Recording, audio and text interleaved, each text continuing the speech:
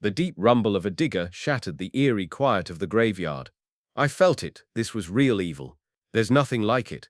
In the pitch dark of night, the police were digging up a body. It's an awful thing watching someone you love being pulled from the earth. And that's when everything came to light, the ghastly truth of Britain's most infamous serial killer. That bastard. He murdered my father on Christmas Eve, no less. In the weeks that followed, the dead of night would be repeatedly disturbed by one exhumation after another. We'd joke about it, say, she's always down there, Betty got fed up with her and bumped her off. But now it wasn't a joke anymore. Soon detectives would uncover the deaths of almost 150 of Dr. Fred Shipman's patients.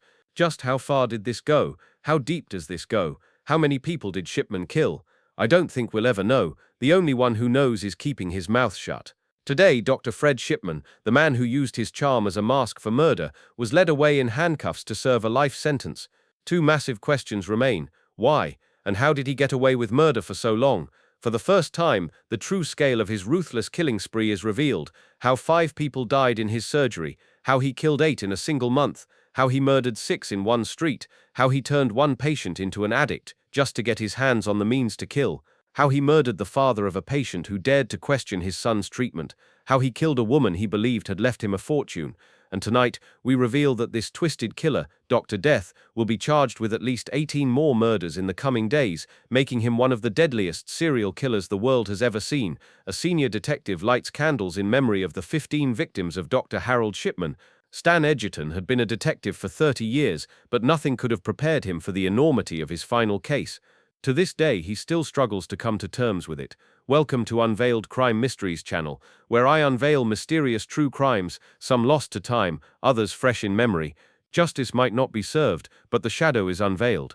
The exhumations stirred up a lot of feelings, but the one that stands out most to me is intrusion. Not just intruding into death, but intruding into the grief of the families.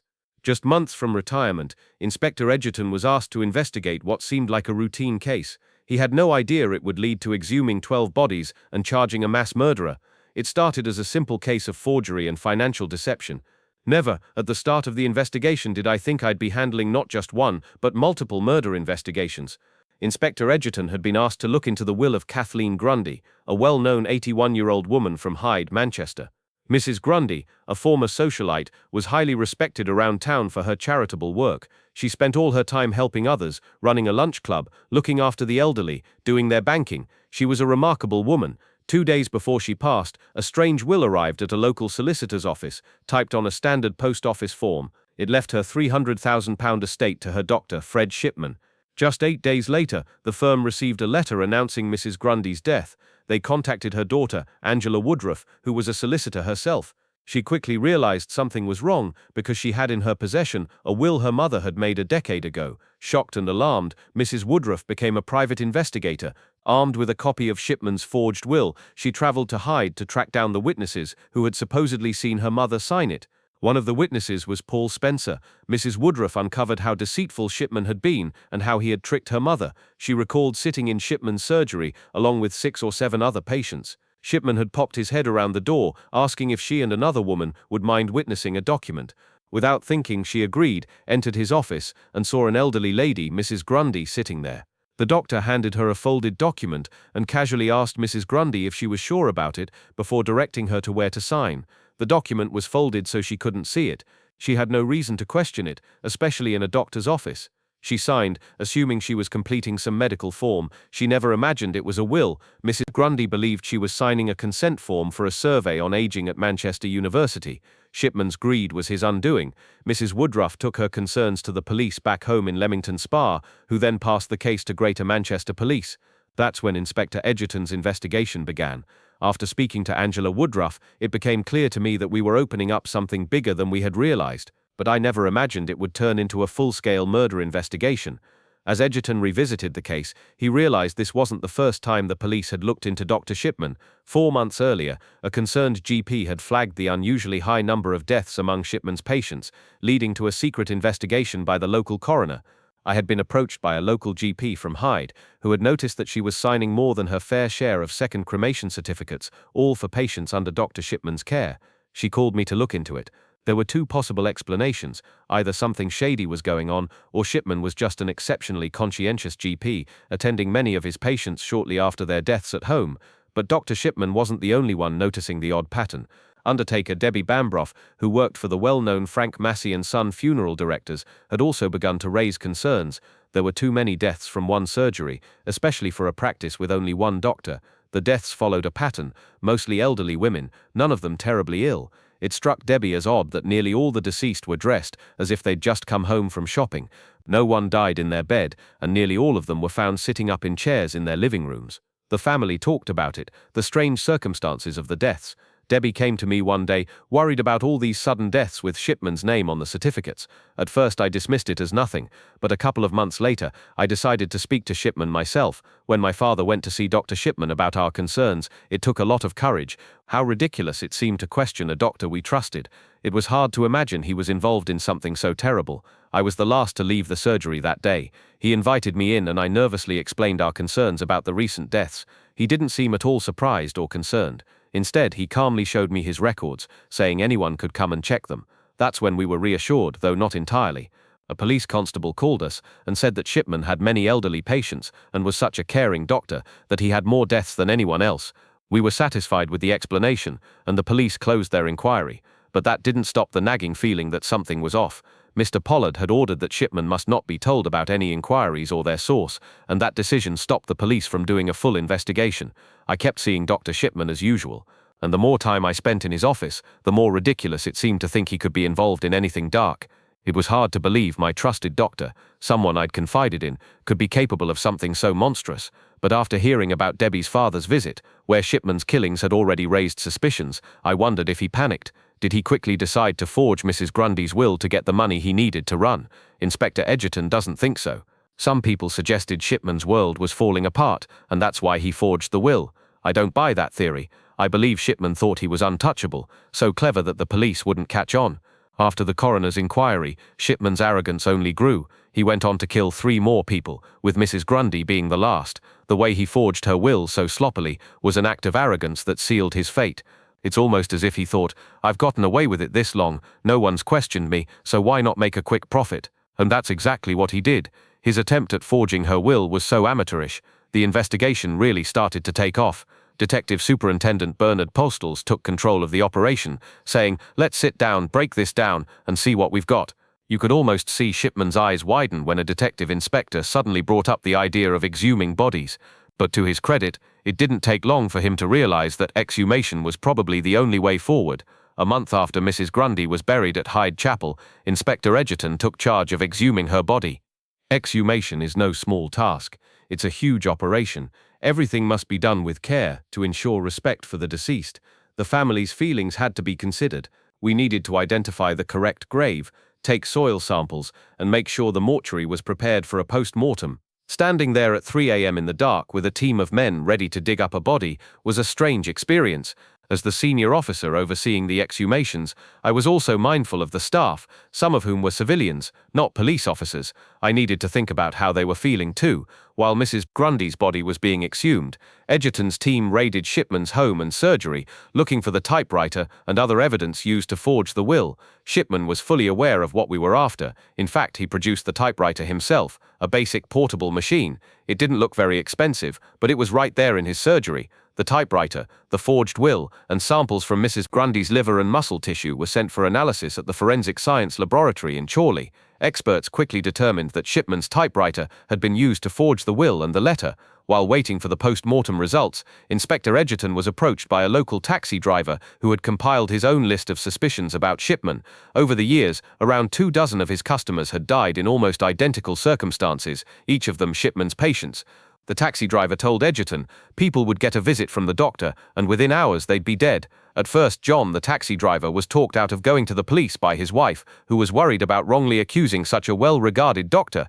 But once the investigation into Mrs. Grundy's death was underway, he knew it was time to speak out. John approached Edgerton and said, I've put together a list of my customers who died in very similar circumstances to Mrs. Grundy. After seeing the list, Edgerton knew the investigation had just taken a huge turn. It was clear that more people had to be looked into, and gut instinct told him this was just the beginning.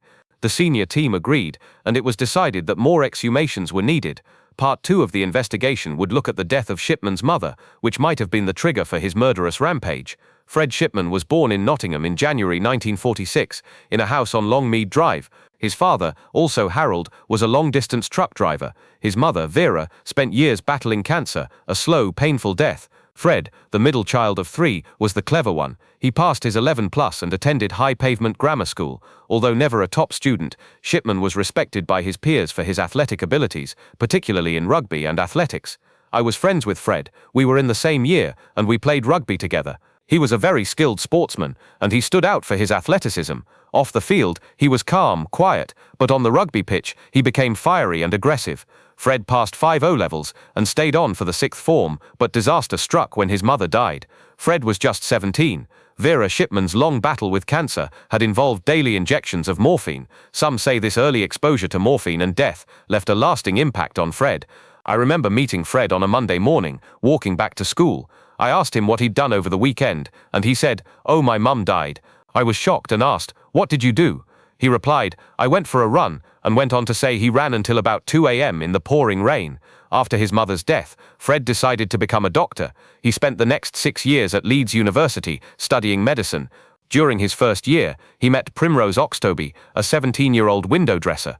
Within months, she was pregnant with their first child, Sarah, and they married quietly, against her parents' wishes. A few years later, after completing his training, Shipman joined a GP practice in Todmorden, a small town in Yorkshire.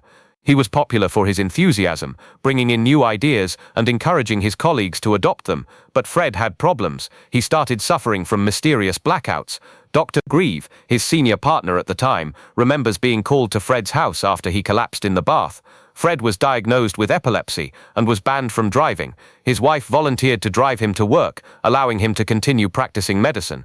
But Shipman hadn't told his colleagues the whole truth. He was a drug addict, heavily dependent on pethidine, a powerful painkiller. In February 1976, Shipman stood in court at Halifax magistrates, admitting to 8 charges of obtaining drugs by deception. He asked for 74 other offences to be taken into account. He was fined £600. The court heard he had been forging prescriptions and over-prescribing for patients at a local nursing home. Shipman agreed to undergo treatment at a renowned hospital in York. Despite this, the General Medical Council didn't strike him off. In 1979, free from his addiction, Shipman applied for a position at a GP practice in Hyde, a small town in Cheshire with a population of 60,000. The 6 partners were impressed with his honesty about his past drug problem and decided to give him a second chance. Fred soon became involved in the local community, joining organizations like the St. John Ambulance Brigade and Scouts. He was so popular that he had a long waiting list of patients, but in 1991, Shipman dropped a bombshell. After almost 12 years at the practice, he left to start his own practice, taking 3,000 patients with him. The split was bitter, but Shipman didn't care. He'd carefully planned it for months and opened his new practice just yards away in a converted shop. Now, he was free to continue his secret murderous lifestyle. Working alone, he could do things his way. There were no partners to question him. Without the constraints of working with others, he went off the rails. It became clear how far Shipman had gone when the forensic results came back.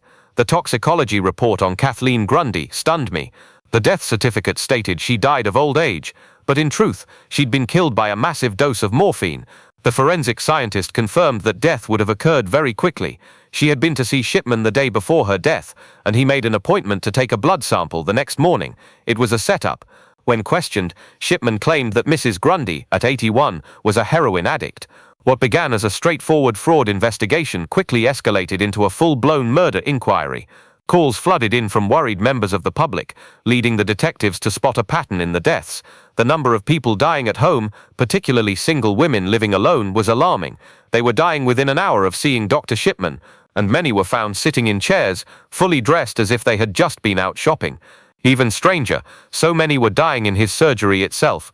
The situation defied all logic. It was unbelievable. We all realized at once that we were dealing with one of the largest murder investigations anyone could imagine. But it was Shipman's obsession with computers that gave us the breakthrough we needed. We began to investigate the deaths of nearly 150 of his patients. Looking through the computerized records of the deceased, we saw troubling patterns. Some visits to Shipman's surgery had been erased entirely. Medical notes about the patients had been removed. Clearly, these changes were made to cover up discrepancies with the death certificates. On other occasions, visits appeared on the records that never actually happened. It seemed Shipman was creating false histories for his victims to align with the medical records he was writing for their deaths. He was covering his tracks. There was no doubt about it. Soon, the police's computer experts discovered exactly what he was doing. Shipman was altering patient records to conceal his crimes. Sometimes, he even recorded patients as dead before he'd actually killed them. As the number of deaths increased, I began to wonder if he even had time to prepare for what he was doing. He was changing records just around the time people were dying, sometimes even before their bodies were discovered. We decided to look back over a full year, tallying how many deaths Shipman had recorded and how many death certificates he had signed. Over 12 months, he had signed 36 certificates. One thing jumped out immediately: not a single post-mortem had been carried out. We also realized that the number of deaths Shipman had handled was 2.5 times higher than average. An incident room was set up at Ashton-under-Lyne Police Station, with 56 hand-picked detectives working around the clock. Special flowcharts were drawn up to track when, where, and how each of his patients had died in the last 5 years.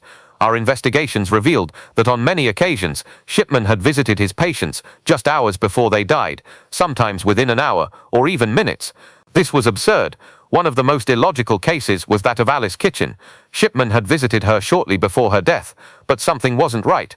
The family was puzzled as to why Alice was sitting on the settee, facing away from the window. She never sat there. A neighbor, who had seen Shipman leave, noticed that Alice wasn't her usual self. The neighbor remarked, "She never sits there, and she didn't even see him to the door." Shipman didn't seem concerned. He didn't offer any explanation or ask if Alice needed help. He simply moved on.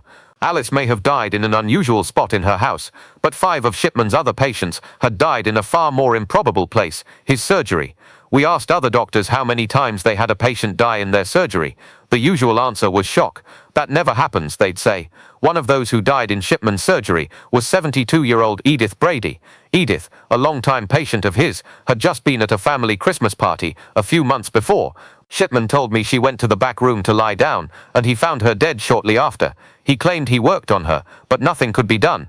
I remember saying goodbye to her, kissing her on the cheek, and noticing how neatly she looked. She'd always been a healthy woman, so we just accepted it was her heart. Shipman assured me it was nothing to worry about. "She's not the first one to die in here," he said. We used to joke about it, saying, "She's always down there. Bet he got tired of her and bumped her off."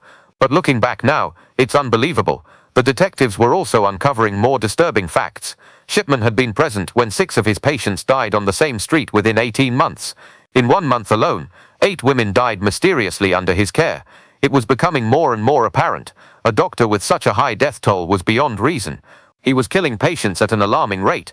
In part 3 of the investigation, we uncovered how Shipman stole from his victims and acquired the means to kill. For a second time, the small town of Hyde was rocked by mass murder. In the 1960s, it had been home to the notorious Moors murderers, Myra Hindley and Ian Brady. Now, it was known for Fred Shipman.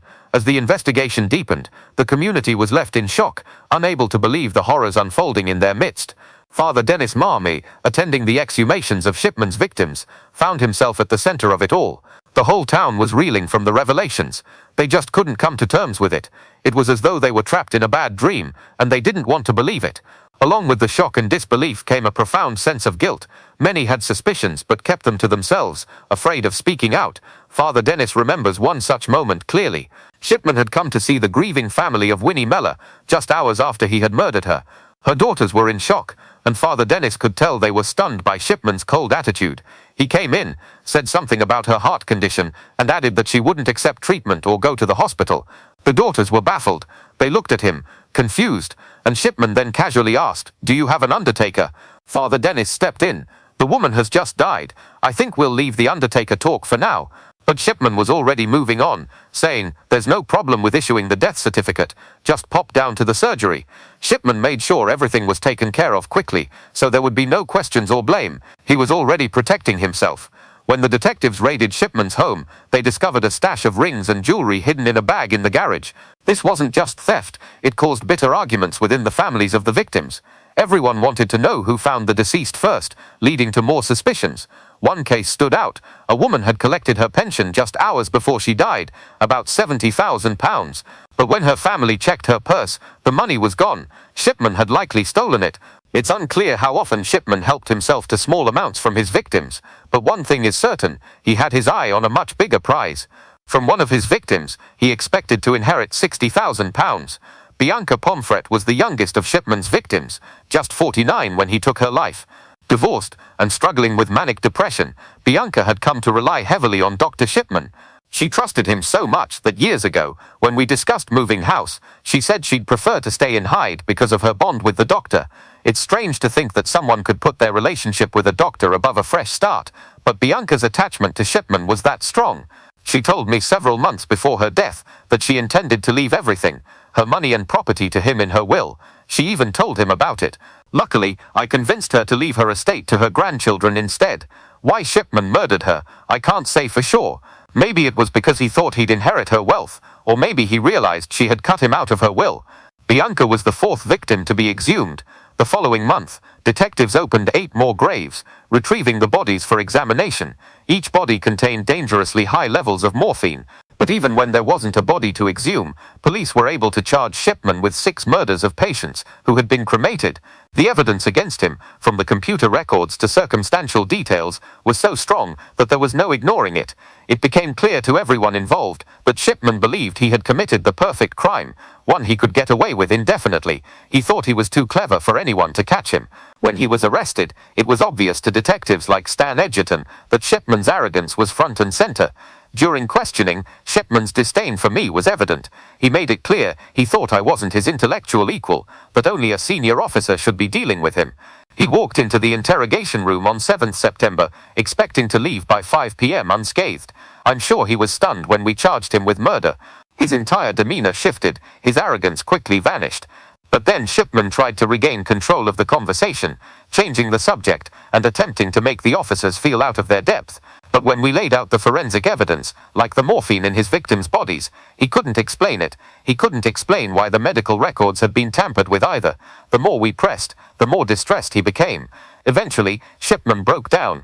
What truly shocked even the most experienced detectives, however, was the calculated lengths Shipman had gone to in order to get his hands on morphine, the weapon he used to kill. 2 years ago, Jim King, a former airline pilot, was wrongly diagnosed with cancer. Just a week after marrying his wife Debbie, he underwent 3 months of grueling chemotherapy. Afterward, he was told he never had cancer. But Shipman didn't pass on this good news. Instead, he continued to prescribe Jim massive amounts of morphine, keeping his supply steady. Jim was told 3 separate times by consultants that he had never had cancer, yet Shipman kept supplying the drug. The reason was simple: the more terminal patients he had, the more morphine he could stockpile. If you care for terminally ill patients, you can eventually get your hands on large quantities of unused morphine, with no questions asked. Jim's father, who was also a patient of Shipman's, became concerned about his son's health. He began asking Shipman more and more questions. Shipman didn't like this, so he killed him. My father had visited the surgery several times, worried about Jim's rapid decline from the morphine. And then on Christmas Eve of all days, Shipman killed my father. I believe Shipman did it because he didn't want any complaints getting in the way of his perfect system. If someone had come forward with suspicions, everything would have come crashing down. After killing my father, Shipman went on to kill several more people. It's a tragedy that he was still allowed to carry on, but for his careless attempt to forge Mrs. Grundy's will, he might have continued killing. But the big question remains: why did a doctor, someone sworn to save lives, murder his patients? Those closest to the case have their theories. One possibility is that Shipman got a twisted thrill from being in control, the ultimate power, life and death. It's hard to think of another explanation. In some cases, Shipman may have killed out of convenience rather than to profit. It was easier to eliminate a difficult patient than to transfer them to another doctor. It's horrific to consider, but it's clear this is exactly what he did. Many of Shipman's victims may have been killed simply because he didn't want to continue caring for them. For whatever reason, they became expendable to him. The courtroom was silent. The weight of the case hung heavy in the air as Dr. Harold Shipman sat motionless, his once arrogant posture now slumped. His cold eyes met those of the victims' families, but there was no remorse, no apology, just the haunting silence of a man who thought he had outsmarted them all. Outside, the crowd gathered, some with tears in their eyes, others with clenched fists. The sun began to set behind them, casting long shadows over the pavement, as if even the sky knew the gravity of the moment. The legacy of Shipman's twisted reign had left scars on this town. But for the first time, there was a sense of closure. The victims' families, those who had suffered in silence for so long, finally had their justice. No longer would the name Shipman strike fear into their hearts. He was behind bars now, but the lives he had stolen could never be returned. As the gavel came down, sealing Shipman's fate, a single thought echoed through the crowd. Evil doesn't always wear the face we expect, and sometimes the darkest monsters wear the mask of trust. The night swallowed the final echoes of the trial, and with it, the long, painful journey for the victims' families was over. But the memory of their loved ones, lost to Dr. Shipman's hands, would never fade. The city would heal, the scars would remain, but justice had finally been served, and the shadows of his crimes were unveiled. What do you think of Dr. Shipman? Leave a comment below, and please don't forget to subscribe.